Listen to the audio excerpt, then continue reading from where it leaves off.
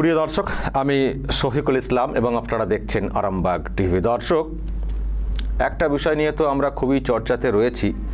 আসলে চর্চাতে থাকারই কথা, কারণ যা সব চলছে কার্তিক মহারাজকে নিয়ে এবং আজকে যে কথা বলেছেন রাজ্যের মুখ্যমন্ত্রী, এটা আমরাও আশা করিনি যে একেবারে একজন মহারাজকে দাঙ্গাবাজ বলে দেবেন, দাঙ্গার হোতা বলে দেবেন। এটা ভাবা যায় না। কি যে ভেবেছেন উনি জানি না। তো আমি এখন একটু সরাসরি কথা বলার চেষ্টা করব কার্তিক মহারাজের সঙ্গে। অনেকটা দূরে রয়েছেন এবং নেটওয়ার্কটাও খুব একটা ভালো নেই, তবুও যতটা কথা বলা যায়, যতটা জানা যায় এবং আপনাদেরকে জানানো যায় তারই একটা চেষ্টা করব। তবে ওনাকে অনলাইনে ধরার আগে আমি আপনাদেরকে ওই বক্তব্যটা আজকে আরও একবার শুনিয়ে দিই, যেটা উনি বলেছেন মহারাজ সম্পর্কে। আমি দর্শক আপনাদেরকে আগে একবার শুনিয়ে দিই, তারপর আমি কার্তিক মহারাজের সঙ্গে কথা বলবো যে তিনি এই সবগুলোকে কীভাবে দেখছেন, কতটাই বা কষ্ট পাচ্ছেন। আমি সে কথা বলবো। আগে শুনুন দর্শক, মুখ্যমন্ত্রী মমতা বন্দ্যোপাধ্যায় আজকে ঠিক কি বলেছেন। আমি একটি লোকের নাম করে বলেছিলাম, তার নাম কার্তিক মহারাজ। তিনি আমাদের এজেন্ট বসতে দেয়নি। তৃণমূল কংগ্রেসের ভোটের দুদিন আগে মুর্শিদাবাদে যে দাঙ্গাটা করিয়েছিলেন তার হোতা ছিলেন উনি। আমি সেই জন্য বলেছিলাম এবং বলে যাব, আগে অধীন করতেন, এখন বিজেপি করেন। মুর্শিদাবাদে মনে রাখবেন, যে জায়গাটায় রেজিনগরে ইলেকশনের দুদিন আগে দাঙ্গা করেছিল সেইখানটায় ওনার আশ্রম, উনি আশ্রম চালান, আমার কোনো আপত্তি নেই। কিন্তু রিয়েলি আমি যখন জিজ্ঞেস করলাম ওখানে তৃণমূলের এজেন্ট নেই কেন, বললো কার্তিক মহারাজ বলেছে তৃণমূলের এজেন্টকে আমরা বসতে দেবো না। ওখানে কিছু লোককে খেপিয়েছে যারা ছানার ব্যবসায়ী, ছানা তৈরি করে বিক্রি করে। খবর আমিও রাখি।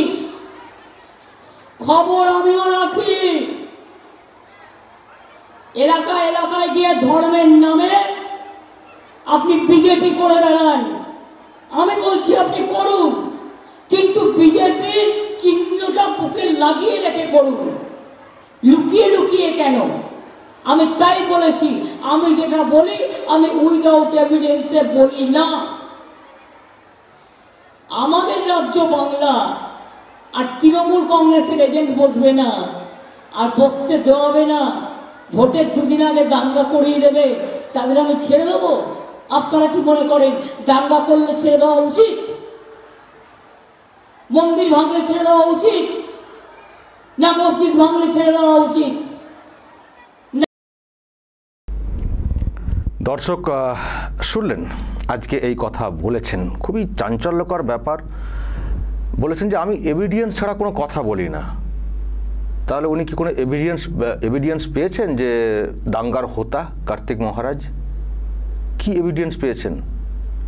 আর আগের দিনে তো ওইসব কথা বলেছিলেন, আজকেও বললেন যে উনি নাকি বলেছেন যে টিএমসির এজেন্ট বসতে দেবো না।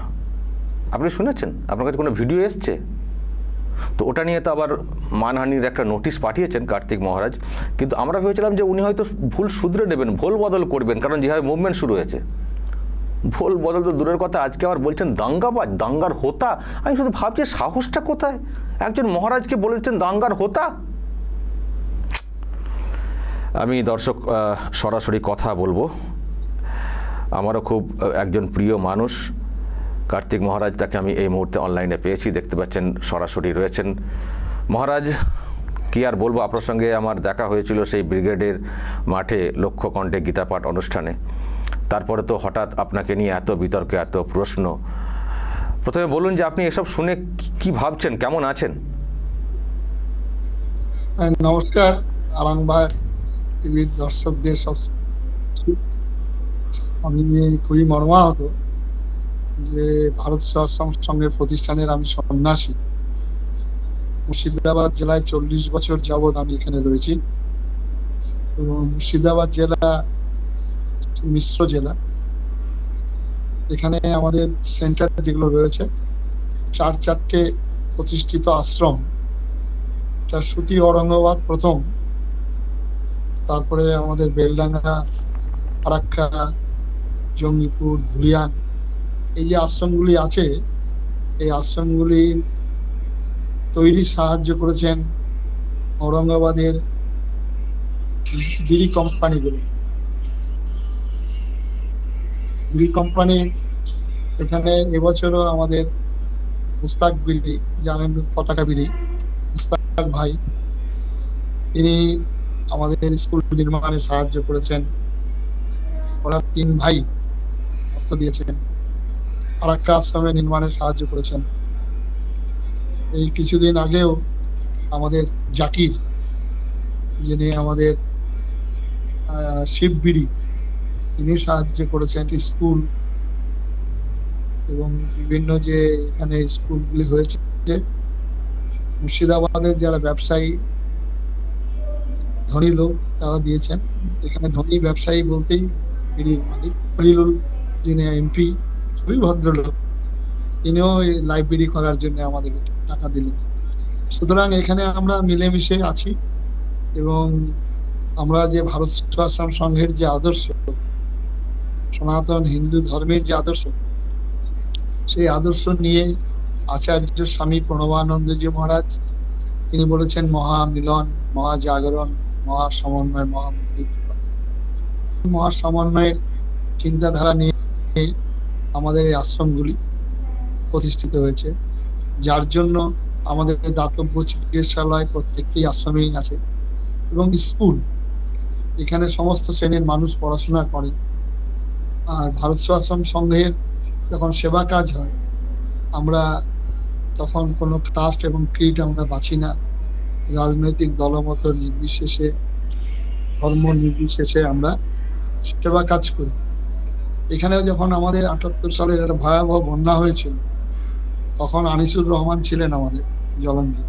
তো তার একটা ধারণা ছিল যে ভারত সেবাশ্রম সংঘ, বিশেষ করে কার্তিক মহারাজ সম্পর্কে একটু ধারণা। তো সেখানে উনি মাস্টার রোল যখন চেকিং হলো, আমি অবাক হয়ে গেলেন যে মাস্টার রোলের মধ্যে 11,000ই ছিল আমার মুসলিম ভাই সম্প্রদায়। আমাদের এখানে যখন শীতের সময় আমরা কম্বল বিতরণ করি এবং মেধাবী দরিদ্র ছাত্রদের বই পুস্তক দিই, তখন কোনো বাঁচা হয় না যে কে হিন্দু, কে মুসলিম, কে খ্রিস্টান, কে টিএমসি করে, কে বিজেপি করে, কে কংগ্রেস করে। আমি সন্ন্যাসী, আমার প্রথম ছাত্র হচ্ছে আশ্রম এবং ধর্ম। আমার আশ্রমের উন্নয়ন কল্পে আমি সবার কাছেই যাই, সমস্ত রাজনৈতিক দলের লোকদের কাছে যাই, আমার কাছে তারা আসেন স্বতঃস্ফূর্তভাবে সাহায্য করে। যেমন কিছুদিন আগে এখানে জমির ব্যাপার ছিল, একটা সুগার মিলের জমি, তখন বিনয় চৌধুরী আমাদের ল্যান্ড মন্ত্রী ছিলেন, তিনি সাহায্য করেছেন এবং জেলা সভাধিপতি ছিলেন সচ্চিদানন্দ কান্ডারি, তিনি সাহায্য করেছেন। তখন ডিএম ছিলেন আমাদের জৈন এবং এসপি ছিলেন বিডি শর্মা। তো জায়গা ছেলেদের যে শাক সবজি চাষের জন্য ওই জায়গা দেওয়া হয়েছে এবং এখানকার স্থানীয় যে এলসিএস ছিলেন সালাম মাস্টার এবং এখানে সামাদ মোল্লা আমাদের আশ্রমের সামনেই থাকে, ছেলের নাম হচ্ছে সাদেক মোল্লা। তো উনি প্রভূতভাবে সাহায্য করেছেন, উনি ধনী লোক, কিন্তু আমাদের তখন সবসময় টাকা অর্থের যোগান হয় না, অর্থ দিয়েছেন। সুতরাং এখানে 40 বছর যাবৎ আমার সম্পর্কে কোনো মুসলিম হোক, হিন্দু হোক, কোনো রাজনৈতিক দলের নেতা এরকম কথা বলেন। তার জন্যই দুঃখিত যে আমরা এখানে বড় বড় রিলিফ কাজ হয়েছে, রিলিফ কাজগুলোর সময় মুর্শিদাবাদে যেহেতু সংখ্যাটা আছে, সেখানে তার সংখ্যা বেশি। এই যে স্কুলগুলো, এতগুলো স্কুল, প্রায় 12টা তো স্কুল আছে, 12টা স্কুলের মধ্যে প্রায় 9,000 এই যে ছাত্ররা রয়েছেন, ছাত্রদের মধ্যে তো 70% এখানকার মুসলিম সম্প্রদায় বাস এবং সেখানে বহু ছেলে আমাদের ফ্রি রাখতে হয়, গরিব ছেলে, তাদেরকে ফ্রি পড়ানো হয়। সুতরাং উনি যেটা বলছেন সেটা সর্ববিহ মিথ্যা।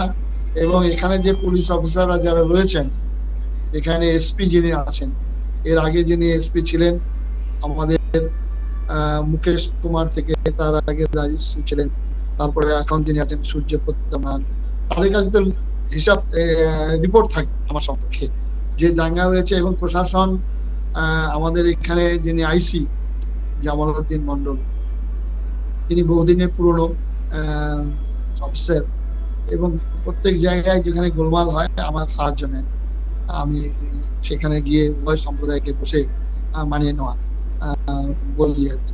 সুতরাং কোনো জায়গায় প্রমাণিত নেই, তবু আমি এটা আবার প্রমাণ করছি, এর পেছনে যদি কোনো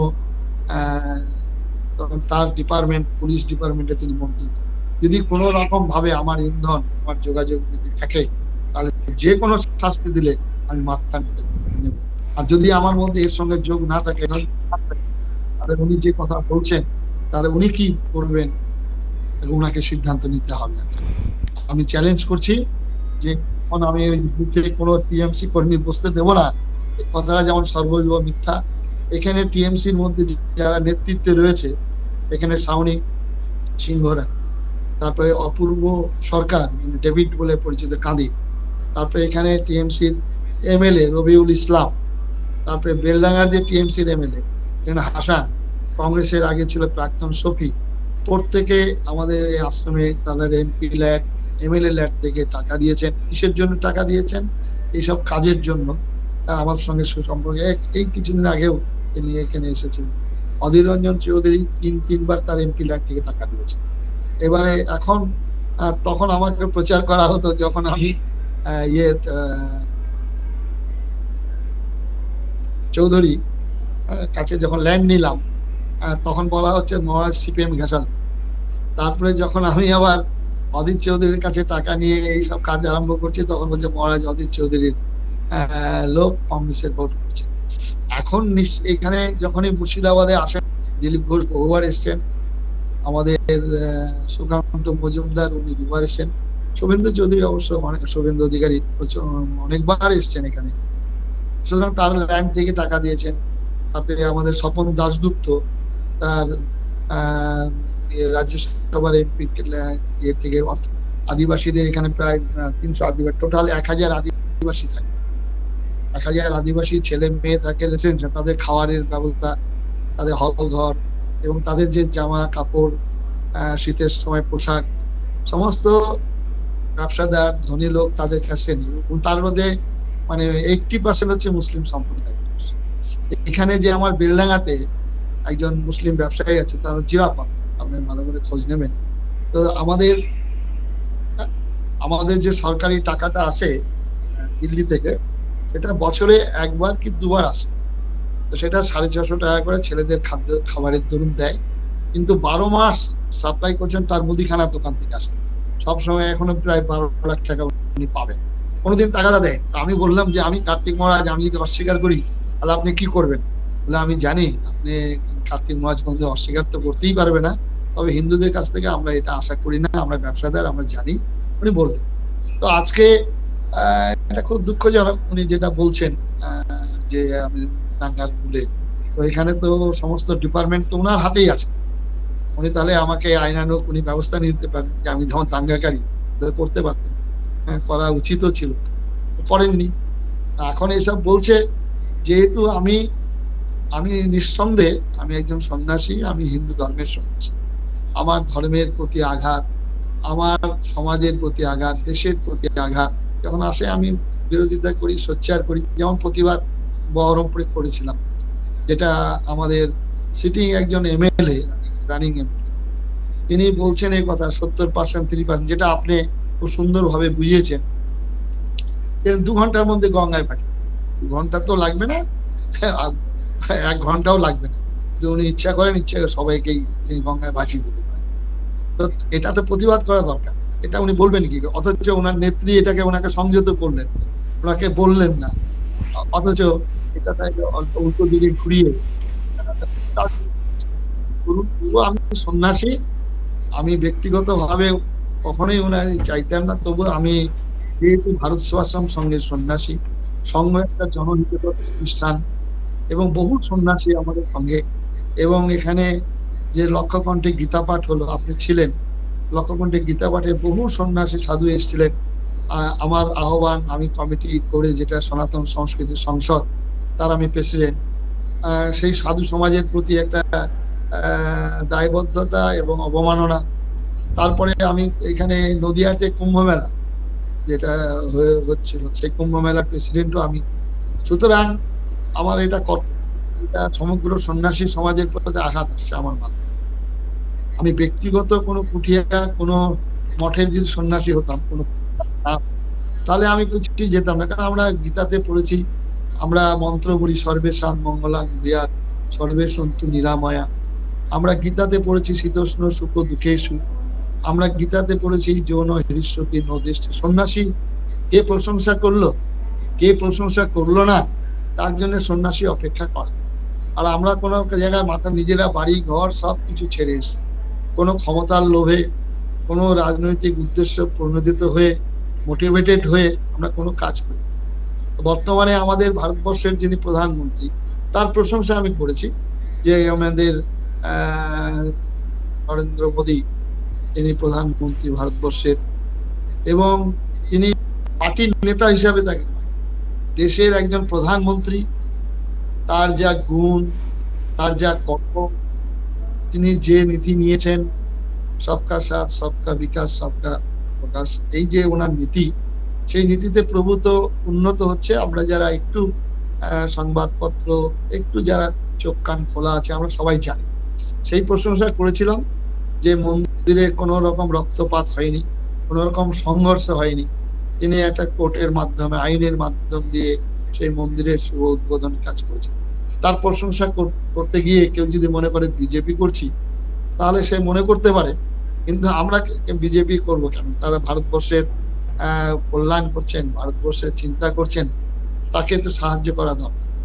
যিনি ভারতবর্ষের 70 বছর যাবৎ যে আমাদের মধ্যে বিভাজন সৃষ্টি করেছিল, যে বিভাজনের জন্য আমাদের শ্যামাপ্রসাদ মুখার্জি এক বিধান এক নিশান এক প্রধানের বার্তা নিয়ে গিয়েছিলেন, সেই কাশ্মীরের উঠিয়ে দিয়ে তাদেরকে একটা আমাদের গণতন্ত্রের মধ্যে, জনমানুষের মধ্যে মিশিয়ে দেওয়ার চিন্তাধারা, এটা উনি করেছেন। এটা প্রশংসা করতে আমার আপত্তি কোথায়? যিনি আমাদের কবিগুরু রবীন্দ্রনাথ বলেছেন, দিবে আর নিবে, মিলাবে আর মিলিবে, যাবে না ফিরে এই ভারতের মহামানবের সাথে। সেই ভারতবর্ষের সন্তান রবীন্দ্রনাথের আরেকটা কবিতা আছে, যেটা নানা ভাষা নানা মত নানা পরিধান, বিবিধের মাঝে দেখুন মিলন মহান। এটাই ভারতবর্ষের সুর। রবীন্দ্রনাথ তার ভারতীয় কবিতায় বলছেন, এমর চিত্ত পূর্ণ তীর্থ জাগরে ধীরে এই ভারতের মহামানবের সাগর তীরে, হেথায় দাঁড়ায় দুবাহু বাড়ায় নমী নরদেবতার কথা বলছে। সুতরাং আমরা সেই মন্ত্রে দীক্ষিত, যেটা বিবেকানন্দ বলেছেন, বহু রূপের সম্মুখে তোমার ছাড়ি কোথা খুঁজিছ ঈশ্বর, জীবে প্রেম করে যেই জন সেই দুজন সেবিত ঈশ্বর। সেই মন্ত্রে দীক্ষিত হয়ে ভারত সেবাশ্রমের সঙ্গে সন্ন্যাসী, আমাদের হাজার হাজার কর্মী সেবক আমরা এই কাজে নিহত হই। কুম্ভ মেলায়, গঙ্গাসাগরে আপনারা দেখেছেন কিভাবে সেবা কাজ করা হয়। সেই জন্যে ভারত সেবাশ্রম সংঘ যখন সেবা করেন মানুষের, তখন কোনো বিভাজন, কোনো চিন্তা করে না। ধর্মের ক্ষেত্রে আমার ধর্ম, আমরা অপর ধর্মের নিন্দা, অপর ধর্মের সমালোচনা, আমরা নিজের ধর্মের নিন্দা, নিজের ধর্মের সমালোচনা, কুসংস্কার দূরীভূত করার জন্য আমাদের আচার্য স্বামী প্রণবানন্দজি এই কাজ করছেন। আমাদের মধ্যে এত ভেদাভেদ, এই যে আমাদের কিছুদিন আগেও আমাদের এই যে চৌধুরীটাই, রবিউল ইসলাম চৌধুরী, তিনি হচ্ছেন একজন মুসলিম এমএলএ, আবার অধীর রঞ্জন চৌধুরী, টাইটেলটা একই। এখানে জামাল উদ্দিন মন্ডল, টাইটেল একই। এই 2 পুরুষ 3 পুরুষ আগে আমাদেরই ধর্মের মধ্যে ছিলেন। আমাদের ঘৃণার ফলে, ব্রাহ্মণ্য মতবাদ মাথাচাড়া দিয়ে ওঠার ফলে আমাদের সমাজ থেকে হাজার হাজার মানুষ অন্য ধর্মে যেতে বাধ্য হয়েছে। কিছু হয়তো ভয় ভীতি, কিন্তু বেশিরভাগ ক্ষেত্রে আমাদের অত্যাচারে গেছে। এর থেকে পরবর্তীকালে বৌদ্ধ ধর্মে এলো, ধর্ম থেকে আমাদের মতুয়া সঙ্গে তারা এভাবে মিলিয়ে নিলেন। সব থেকে বড় কাজ করেছে মহাপ্রভু চৈতন্যদেব। তার জন্য বিবেকানন্দ বলেছেন, মূর্খ ভারতবাসী, দরিদ্র ভারতবাসী চণ্ডাল। আচার্য স্বামী প্রণবানন্দজি মহারাজ বাস্তব রূপদান করেছেন। প্রত্যেকটি আশ্রমে আদিবাসী অনুন্নত ছেলে মেয়ে তারা পড়াশোনা। মহারাজ, আমি যেটা বুঝছি আপনার কথা অনুযায়ী, যে আপনি যে ওখানে আশ্রম চালাচ্ছেন, ওখানে সত্যি যারা এখানে সংখ্যালঘু, ওখানে সংখ্যাগুরু অবশ্য অনেক বসবাস করেন, মানে মুসলিম সম্প্রদায়, তারা প্রচুর সাহায্য করেন, তাদেরকে নিয়েই আপনার আশ্রম সবার জন্য চলা। কিন্তু আমার যেটা বক্তব্য, দিদিমণি কি এটা বুঝতে পারলেন না? তিনি হঠাৎ করে আপনাকে দাঙ্গার হোতা বলে দিচ্ছেন, মানে একটা শুধু, মানে আপনি শুধু হিন্দুর এরকম একটা বোঝানোর চেষ্টা করছেন, অথচ আপনি বলছেন ওখানে হিন্দু মুসলিম সকলকে নিয়ে চলছেন, সকলের সকলে সাহায্য নিয়ে চলে এবং ওনার দলেরও তো বলছেন লোকজন আপনাদেরকে সাহায্য করেন, কিন্তু দিদিমণি এটা বুঝতে পারলেন না আপনাকে টার্গেটটা কেন করলেন বলুন তো? আমি তো নাম উল্লেখ করলাম, এই টার্গেটটা সাংবাদিক আর বুদ্ধিজীবী যারা, যে উনি কোন অ্যাঙ্গেলে কিভাবে কোন চিন্তা নিয়ে করেছেন। হ্যাঁ, এই কার্তিক মহারাজের রিপোর্ট তো তিনি নিতেই পারেন, ওনার পার্টির যারা লোক এখানে রয়েছেন, ওনার পুলিশ প্রশাসন ওনার হাতে রয়েছেন, কিংবা এখানে লোক পাঠিয়ে এখানে যেসব যাদের নাম বললাম তারা সত্যিকারে কিভাবে সাহায্য করেন। এই খলিলুর রহমান, উনি টিএমসির এমপি, এত ভদ্র বিশিষ্ট লোক। হ্যাঁ, তারপরে মোস্তাক, যেখানে আপনি যান, যে কোনো ওখানকার সুতি থানার, এত উনি ঈদের সময় কাপড় কম্বল দেন। আমাকে তো এবারে জাকির 300 লুঙ্গি আর 300 শাড়ি দিয়েছে আমাদের আদিবাসীদের ডিস্ট্রিবিউট করার জন্য। আজ উনি কোন অ্যাঙ্গেলে বলেছেন ঠিকই আছে, তবে এটা এটা তো মারাত্মক ব্যাপার যে আপনি বাস্তবটা ওখানে বলছেন যে সবাই মিলেমিশে আপনারা ওখানে রয়েছেন, কিন্তু যদি প্রশাসনিক প্রধান হয়ে এইভাবে দাঙ্গার ব্যাপারটা বলে দেন, এ তো মারাত্মক উদ্দেশ্য, তো মানে খুব একটা ভালো ঠেকছে না। এটা বিরাট ক্ষতিকারক। এটা সিপিএম এর গভর্নমেন্টের আমলেও আমি দেখেছি, কংগ্রেসের আমলেও দেখেছি। এতটা আমাদের মধ্যে বিভাজন ছিল না। আমার এখানে বিবাহ হয়, আমাদের স্কুলের ছাত্র যারা পড়াশোনা করেন তাদের বাড়িতে আমি নিমন্ত্রণ, ওরা ভেবেছিল যে মহারাজ হয়তো আসবে না, না সন্দেহ যাও, আশীর্বাদ করি, গিফট দিই, তারা আমাকে গিফট দেন। তাদের এখানে সামনের বাড়ি বাগানের আম, হ্যাঁ, প্রথম এখানে দিয়ে যায়, সেদিনও এক বেল দিয়ে গেছে, ভালো কলা দিয়ে গেছে। তো সুতরাং এটা ওনার জানা উচিত ছিল, ওনার এখানে খোঁজ খবর নেওয়া উচিত ছিল। এবং ওনার তো চ্যানেল, বিরাট চ্যানেল। এর আগে উনি বলেছেন ভারত সঙ্গে কোথায় কোথায় দাঙ্গা করেছেন, আপনি সেটাকে আমাদের দিলীপ মহারাজ শ্রদ্ধেয় তাকে আপনি প্রশ্ন করেছেন। তো সারা ভারতবর্ষে একটি জায়গায় দেখা, একটা জায়গায় উনি বলে দেখা। সুতরাং আমি যদি দাঙ্গার সঙ্গে যুক্ত হই, আমি যদি কোনো জায়গায় বলি টিএমসি এজেন্টকে বসতে দেব না, যদি এটা সত্য প্রমাণিত হয়, রহস্য যদি উদ্ঘাটিত হয়, যে কোনো শাস্তি দেবেন, আমি মাথা পেতে। আপনি তো একটা মানহানি নোটিশও পাঠিয়েছেন 4 দিনের সময় দিয়ে। হ্যাঁ, এটা আমি ব্যক্তিগতভাবে হলে আমার কোনো ছিল না, যেহেতু একটা আমি সন্ন্যাসী এবং সমস্ত সন্ন্যাসী সমাজ এটা হতো। বুঝতে পেরেছি। তার মানে আপনি যা বললেন ওখানকার এই মুস্তাক হোসেন থেকে শুরু করে সবার যে নাম বললেন, তাহলে তো মুখ্যমন্ত্রীর এই যে বক্তব্য, এতে নিশ্চয়ই আপনাকে হয়তো কেউ কেউ বলছেন ওখানে যারা মুসলিম সম্প্রদায়, তারাও হয়তো এই বক্তব্যে ব্যথিত আপনার সম্পর্কে যেরকম বলা হচ্ছে। আমার এখানে স্কুলের গার্জিয়ান শিক্ষিত অনেক মুসলিম, আচ্ছা, তারা ফোন করে তারা আঘাত পেয়েছেন, আমাকে সহানুভূতি জানিয়েছেন। আমি বললাম এটা তো আমার কপালে ছিল না। আমরা সন্ন্যাসী, তবুও ভগবানের কাছে প্রার্থনা করি তার শুভ বুদ্ধি উদয় হোক, ঠাকুর রামকৃষ্ণ দেবের কথায় তোমার হোক, আমরা সেটা প্রার্থনা করি। নিশ্চয়ই হয়তো কালে কুলে আর বলবেন। আমরাই ভারত সেবাশ্রমের সঙ্গে যখন প্রথম উনি আমাদের পশ্চিমবঙ্গের লড়ছেন, তখন দিলীপ মহারাজ উনি একদম মানে ভীষণ ভাবে সাহায্য করেছি। আমি নিজে ভোট দিয়েছি, সিপিএম এর যে অত্যাচার থেকে তার অক্লান্ত পরিশ্রম, হ্যাঁ, সেটাকে অস্বীকার করার উপায় নেই। আমি অনেক জায়গায় বলেছি। সুতরাং এটা বললেই যে আমি টিএমসি হয়ে যাবো, বলছিলেন আমাদের একজন এখানকার নেতা যে আমি টিএমসির হয়ে ভোট করেছি। সুতরাং এটা ঠিক নয়। সন্ন্যাসী আমার স্বার্থ যেমন আমি দেখবো, সমাজের স্বার্থ দেখবো, ব্যক্তিটা তিনি কি রকম। এখানে আমাদের হাসান যেমন সমস্ত খেলাধুলার একজন ভালো লোক ছিলেন, তিনি এটা করে দিলেন আদিবাসীদের জন্য, একটা অনাথ ছেলেদের থাকার জন্য তিনি বিল্ডিং বানিয়ে দিলেন। সুতরাং এখানে ওনার এই তার মানে দিদিমণি কি এটা চেয়েছিলেন যে আপনি তৃণমূল কংগ্রেসের হয়ে জায়গায় জায়গায় গিয়ে প্রচার করুন, এটা কি আশা করেছিলেন নাকি আপনার কাছ থেকে? না, এটা তো প্রচার, এটা তো আমার প্রশাসনে করতে, আমাকে ভোটে দাঁড়াবার জন্য বলেছেন, আমাকে বিজেপি থেকে যেমন বলেছে, কংগ্রেস থেকেও বলেন, টিএমসি থেকে বলেছিল যে দাঁড়াবার জন্য।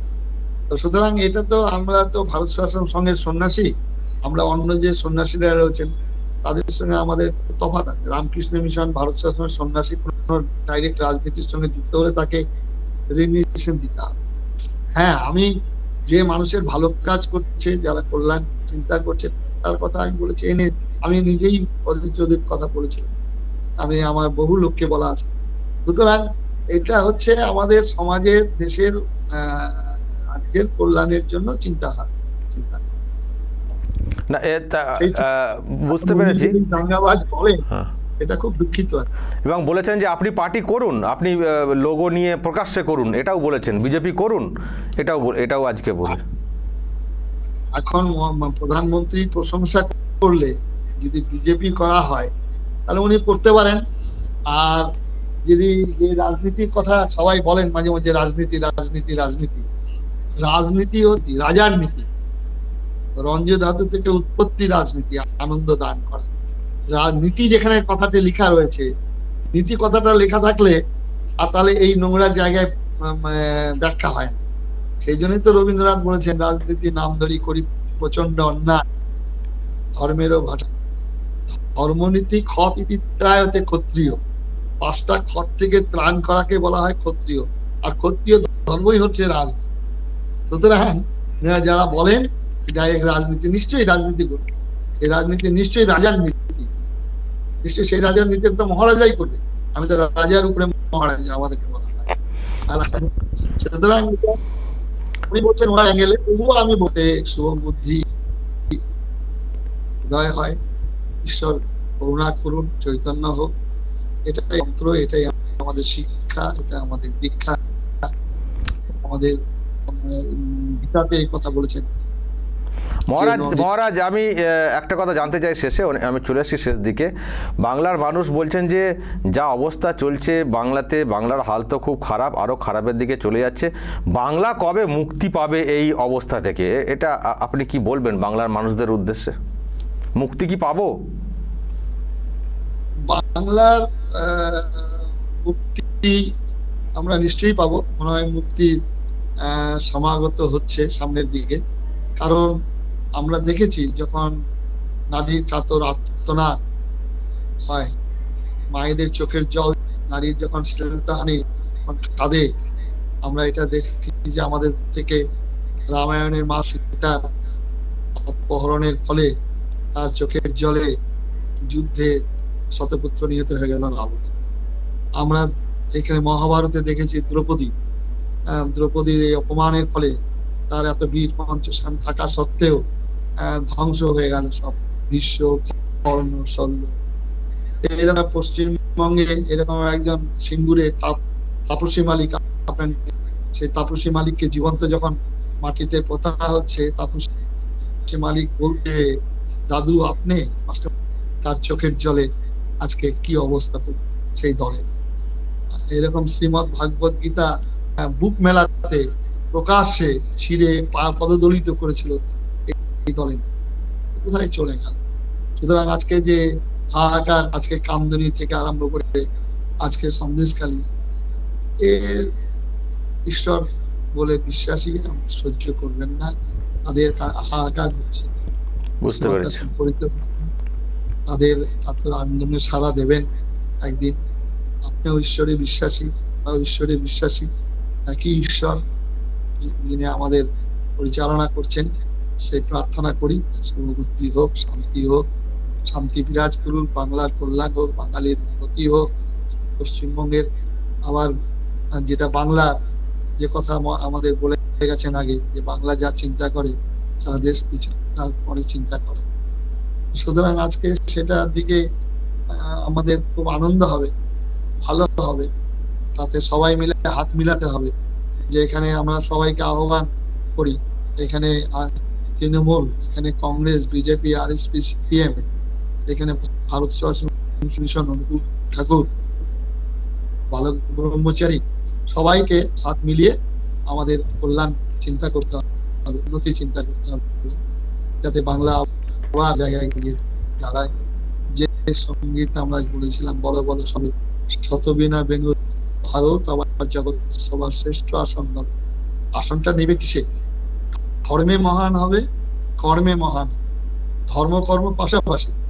আরেকটা কবিতা আছে, আপনি জানেন, আপনাকে আর কি বলবো, যে হও ধর্মেতে ধীর, হও কর্মেতে বীর, হও উন্নতশীল, নাই ভয়, ভুলি ভেদাভেদ জ্ঞান, হও সবে আগুয়ান, সাথে আছে ভগবান, হবে জয়, সুনিশ্চিত জয় হবেই আগামী দিনে।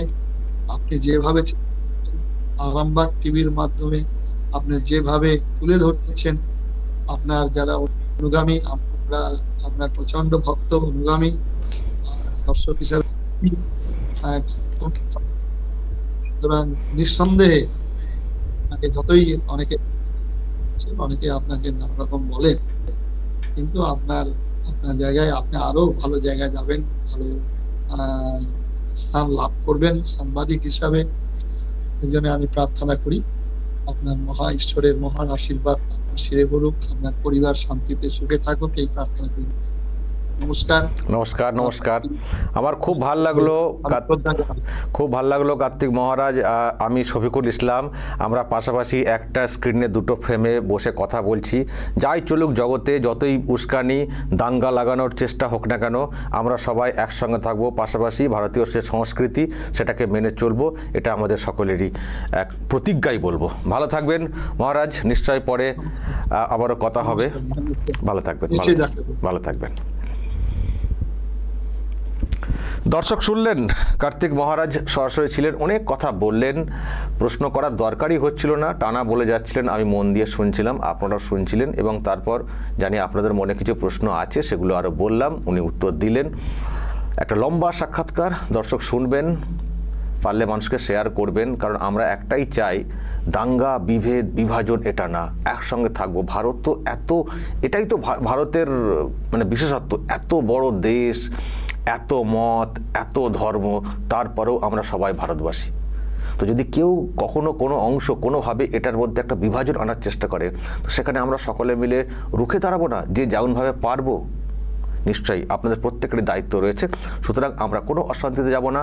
যিনি অশান্তি পাকানোর চেষ্টা করবেন তাকে আমরা চিহ্নিত করব, তারপর তাকে যেভাবে জবাবটা দেওয়া যায় বা অশান্তি করার যে শক্তি সেখান থেকে যেভাবে তাকে চ্যুত করা যায়, সরানো যায়, সেই চেষ্টা আমরা করে যাব। দর্শক যা বলার বলবেন কমেন্ট বক্সে, নজর রাখবেন আরামবাগ টিভিতে।